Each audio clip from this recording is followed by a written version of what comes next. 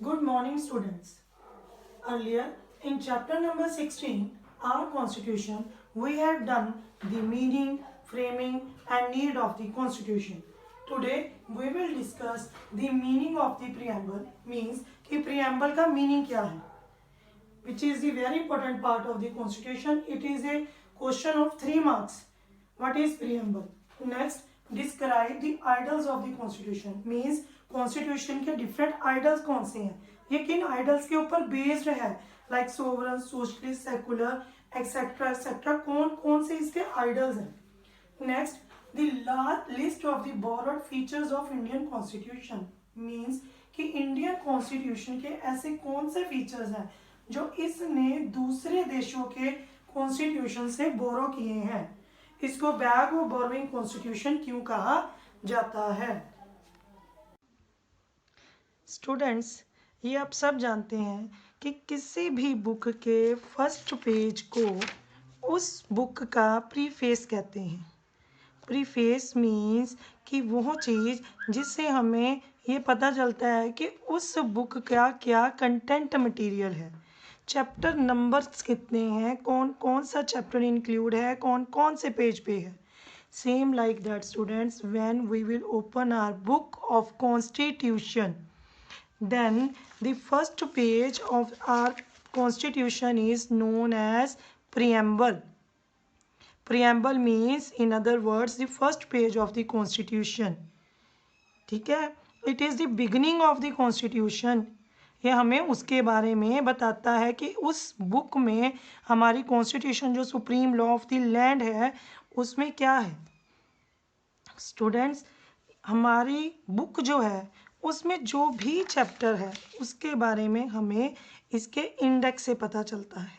यानी कि this book, the front page of the book is the mirror of the whole of the book. Same like that, हमारी preamble हमें पूरी book के बारे में बताती है कि हमारी पूरी बुक में हमारे पूरे कॉन्स्टिट्यूशन में कौन कौन सी चीज़ें हमें दी गई हैं. हमारे फंडामेंटल राइट्स, ड्यूटीज़, हमारी sovereign, socialist, secular, democratic rights, whatever is mentioned in our constitution is also mentioned in the preamble. बस डिफरेंस ये है कि वो यहाँ पर कीवर्ड्स में है, बट हमारे कॉन्स्टिट्यूशन में वो डिटेल्ड में दिए गए हैं, हमें प्रॉपर एक्सप्लेन कर रहे हैं हमें each and everything with the helps of the article. Students, जैसे इस पूरी बुक का मिरर, यानी कि इस बुक में क्या है क्या नहीं, इस पूरी बुक का मिरर ये फ्रंट पेज है, उसी तरह प्रियम्बल भी हमारे कॉन्स्टिट्यूशन का मिरर है. इसे हम the mirror of the constitution के साथ साथ the soul of the constitution भी कहते हैं. It means the preamble summarise whatever is mentioned in the book, in this heavy book of the constitution.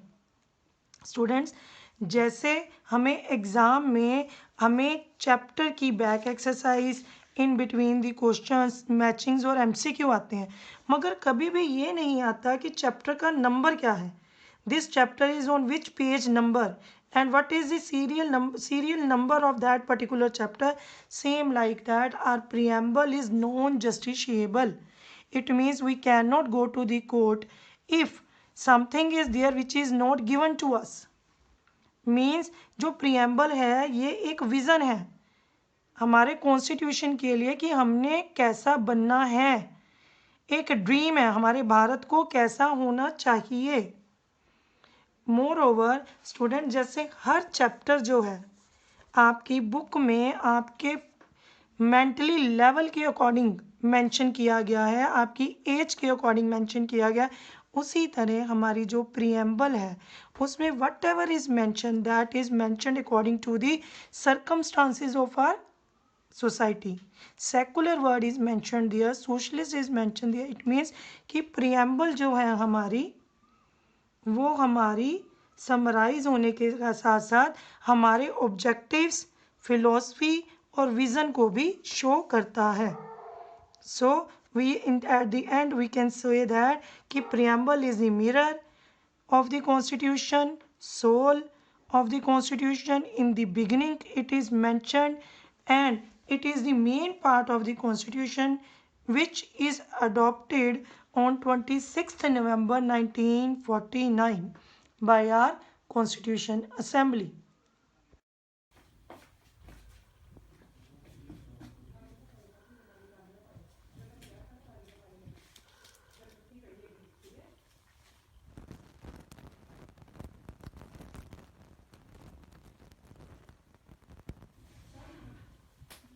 हमने अभी देखा कि what is preamble.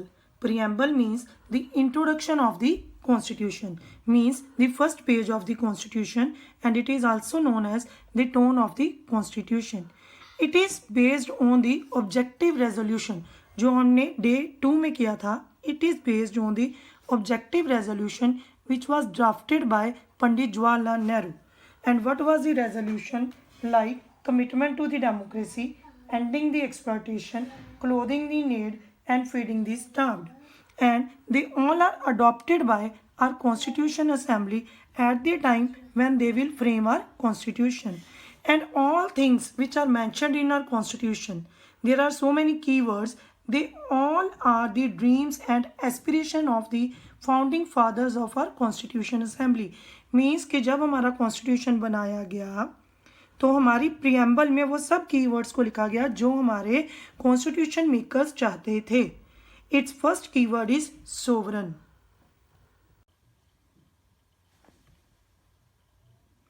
Sovereign. Sovereign means supreme.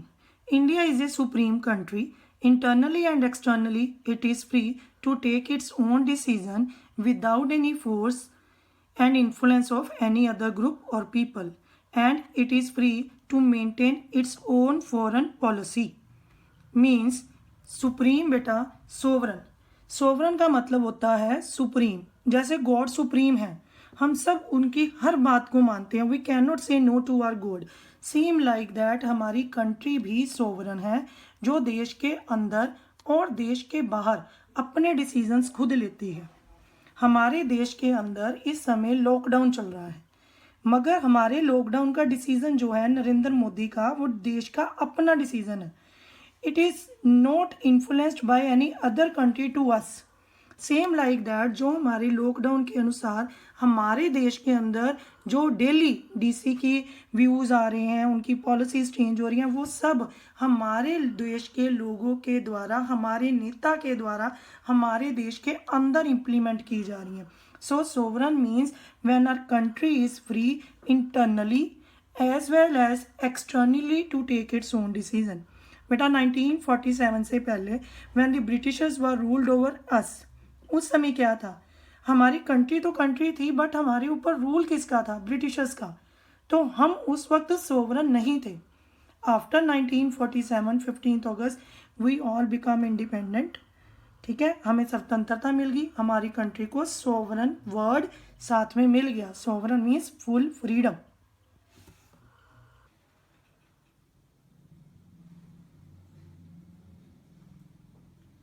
Sovereign. Now socialist. Socialist means society. This word is earlier the part of the directive principle of state policy, and now it is the part of the preamble which was amended in 42nd Amendment 1976. Indian socialism means democratic socialism. To understand the word democratic socialism, we will understand the word economy.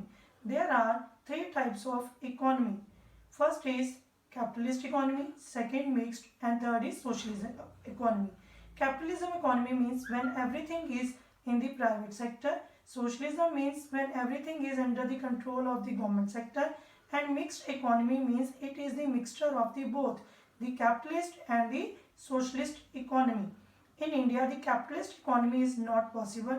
Due to that, there is mixed economy for the welfare of our people. Now students, we can say that like the ration system, it is under the government system, but the supermarkets are under the control of the private system. Students, we can say that socialist means society. Society जिसमें सब व्यक्तियों के बारे में सोचा जाता है, सारी जनता के बारे में सोचा जाता है. पहले ये हमारे डायरेक्टिव प्रिंसिपल का पार्ट थी, बट बाद में ये प्रियम्बल में इंक्लूड होगी 42nd अमेंडमेंट 1976 के अंडर। अब इंडिया में क्या है कि अमीर बहुत अमीर है, गरीब बहुत गरीब है, मगर हमारी गवर्नमेंट गरीब और अमीर, रिच और पुअर के डिफरेंस को दूर करने के लिए इनमें मिक्स्ड इकोनॉमी लेकर आई है। अगर हम देखें तो गरीबों के लिए गवर्नमेंट ने बहुत सारी स्कीम्स दी हैं, जैसे welfare schemes, window pension, free legal advice, education system and opportunities, reservation system. और दूसरी तरफ अगर हम देखें तो रिच लोगों के लिए बहुत सारी चीज़ों को बैन भी किया गया है, रिस्ट्रिक्शंस भी हैं। इन सब का क्या इन्फ्लुएंस है? इनका इन्फ्लुएंस ये हुआ कि जो लोग बहुत गरीब थे और जो लोग बहुत अमीर थे, अब उनके बीच में एक पाथ हो गया। वो पाथ है मिक्स्ड पाथ, मिक्स्ड इकोनॉमी। अब हमारी सोसाइटी में ज़्यादातर लोग they are belong to the middle class, ठीक है। यानी कि हमारी सोसाइटी जो है, सोशलिस्ट जो है, वो हम सब तरह के लोगों के बारे में सोचता है। Next student, secular. Secular means in India we believe in any religion. It was also not the part of our preamble, but according to 42nd Amendment 1976, it becomes the part of our country. We can faith, believe, profess, practice any religion. But students, these articles are belongs to 25 to 28, and that is our fundamental right. It is the part of our fundamental rights. Means students, in our country we all are free to profess in any religion, to believe in any religion. हम किसी भी धर्म को मान सकते हैं, उसका प्रचार कर सकते हैं, हम मंदिर, मस्जिद, गुरुद्वारा कहीं पर भी जा सकते हैं, हमारे ऊपर किसी भी तरह का कंट्रोल नहीं है। Earlier we done this concept in our 6th and 7th class. क्यों बच्चों, आपने पढ़ा हुआ है ना ये चैप्टर, है ना। अब देखिए नेक्स्ट है our fundamental rights, which is our next chapter. उसमें भी आपको पता चलेगा कि सेकुलर राइट जो है हमारा, this is our fundamental right which deals with article 25 to 28। It means अगर हमें कोई हमारे सेकुलर रिलीजन को रोकता है, उसके लिए प्रॉब्लम क्रिएट करता है, then we can go to the court because this is our fundamental right. Okay, next students, democracy. Democratic is derived from two words, demos plus kratos. Demos means people and kratos means rule. So democratic means rule of the people. यानी कि in our country we are the people who select our government. Okay, we select our representative, they work for the welfare of the people. Otherwise we can change them according to our own wish. Students, there are two types of democracy, direct democracy and indirect democracy. Direct democracy means जब हम किसी को direct elect करते हैं, like in your class you select your CR, that is your direct method. अपने CR को आप vote डालकर सिलेक्ट करते हैं, क्लास टीचर उसी को आपका CR बना देते हैं, राइट। अब इनडायरेक्ट क्या है? इनडायरेक्ट का मतलब है कि आप जिसको भी सिलेक्ट करना चाहते हैं उसके लिए पहले आप किसी और को सिलेक्ट करते हैं, फिर वो आगे सभी मिलकर उस लीडर को सिलेक्ट करते हैं। For example, the head boy of your school is elected by the seniors of your class, the monitors of your class. यानी कि डायरेक्टली आप अपने सीयर्स को सिलेक्ट करते हैं, वो सब इकट्ठे होकर आपस में बैठकर डिस्कस करने के बाद सीक्रेटली वोट के बाद आपके हेड बॉय को प्रीफेक्ट और आगे उनके हेड बॉय को, सीनियर को सिलेक्ट करते हैं। बेटा direct democracy is only possible where there is the small area, जैसे ये गांव में होती थी पंचायती राज सिस्टम में। But now in this era, due to the large population, lack of desire and lack of interest, there is indirect democracy. Now we will talk about democratic politics. Democratic politics is of two types, republic and monarchy. It means when the head of the country is elected by the king or any elite class, then it is known as monarchy. But when they are selected by the people, then it is known as republic. Means students, जैसे Britain में हमारे राजा रानी है, जब राजा का बेटा राजा आगे बनता है, that is known as monarchy. जैसे हमारे महाराज दशरथ थे, महाराज दशरथ के बाद उनका बेटा है भगवान राम, भगवान राम के बाद आए लव और कुश, तो इसको बोलते हैं मोनार्की। ठीक है। रिपब्लिक का मीनिंग होता है when the head of the state the president is directly और indirectly elected by us, this is known as democratic polity.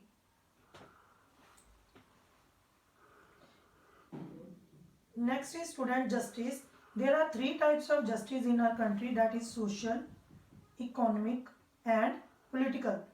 Social justice means which deals with the society, means we all are equal without any difference of caste, color, religion, gender. हम सभी को एक समान न्याय प्राप्त होता है।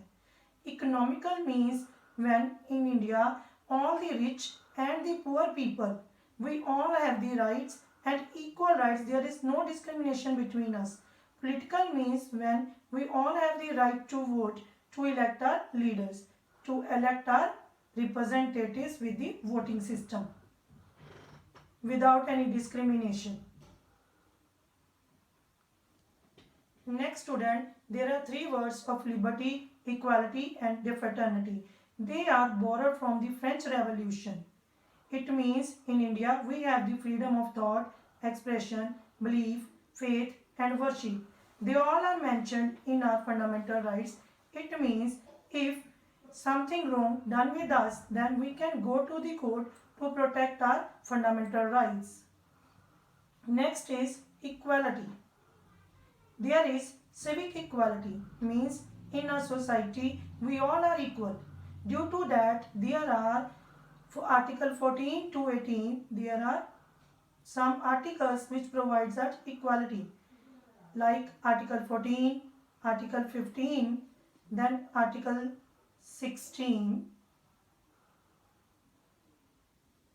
Article 17 and Article number 18.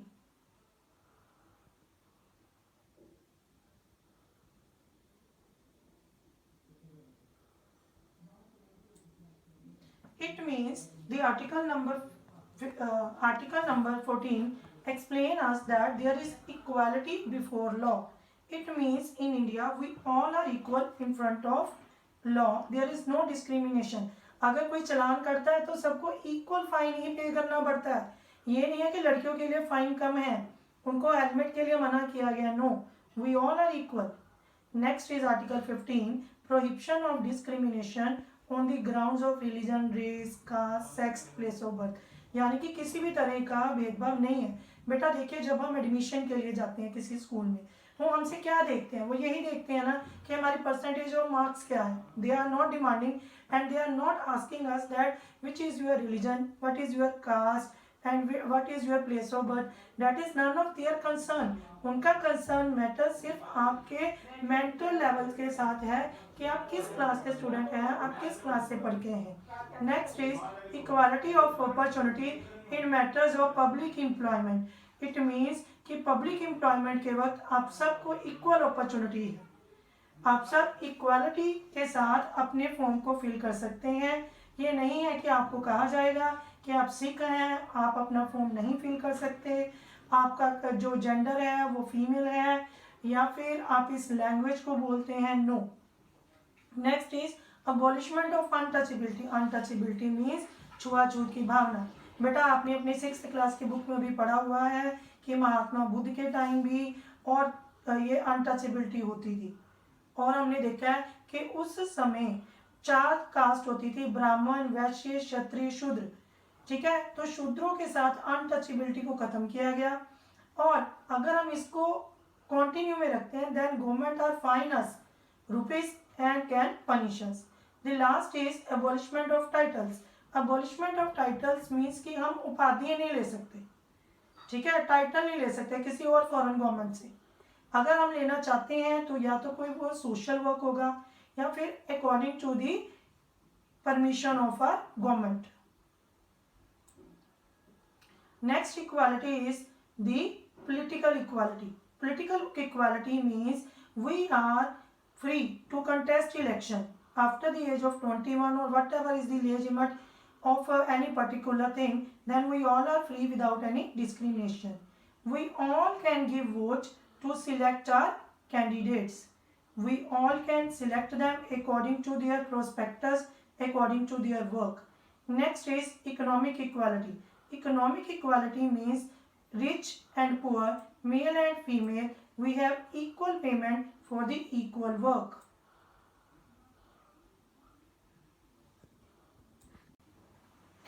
Fraternity.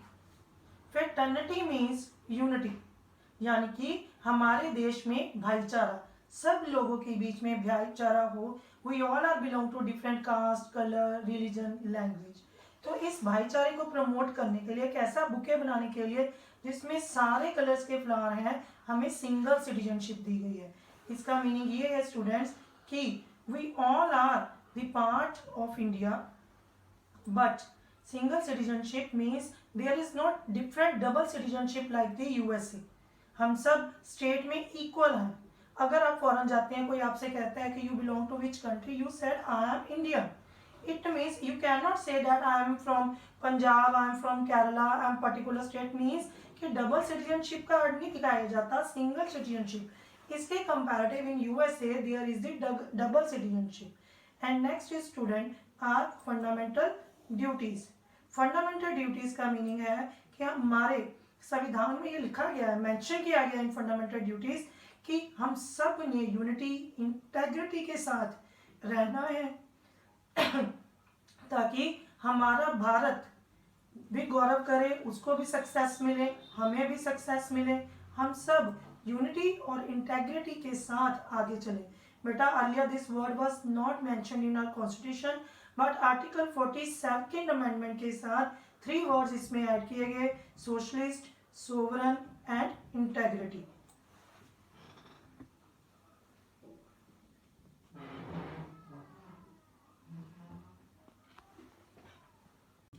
Students, we have done that in our preamble there are 9 keywords which on their constitution is based. That is number 1 sovereign, number 2 socialist, number 3 secular, number 4 democratic, number 5 republic, number 6 justice, number 7 liberty, number 8 equality, and number 9 fraternity.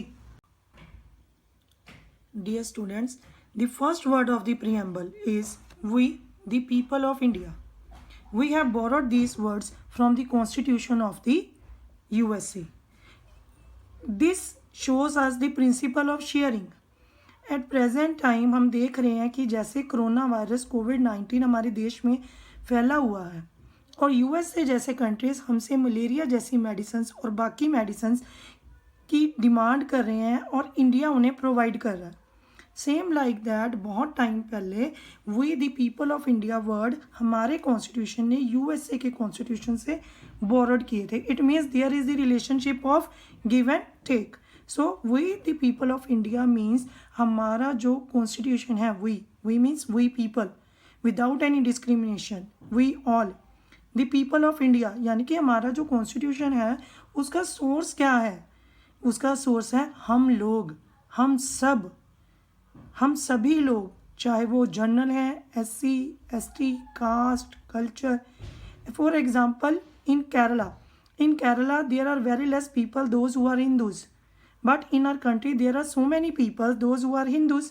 So we can say that this we the people of India, our preamble, our constitution is not only for the majority people who are in the country but also for the minority. Means these words are the source of our constitution.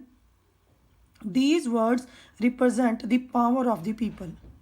Next, enacted by people. Enacted by people, at the end we can say that in 26th November 1949 we all adopt and enact our constitution through our representative. means कि हम सब लोग इस भारत की preamble को, इसके constitution को मानते हैं, स्वीकार करते हैं, अपने ऊपर इम्प्लीमेंट करते हैं, लागू करते हैं कि अगर हमसे कोई भी गलती हो जाती है then we are ready to pay fine and we are ready to for the punishment given us by the constitution. बेटा जैसे हमारे घर में हमारे फैमिली मेम्बर सबसे बड़े होते हैं, हम उनकी सब बातों को मानते हैं. सेम लाइक दैट हमारा constitution supreme law of the land है। हम सब ने उसको स्वीकृति दी है, हम सब ने उसको अप्रूव किया है कि हम सब उसकी बात को मानते हैं। यहाँ पर कोई भी ऐसा किंग क्वीन का किसी का भी रूल नहीं है, बल्कि हम अपने ही ऊपर रूल कर रहे हैं। ये हमारी ही पावर है, हमारे ही इलेक्टेड रिप्रेजेंटेटिव आर लीडर्स हमारे ऊपर रूल कर रहे हैं।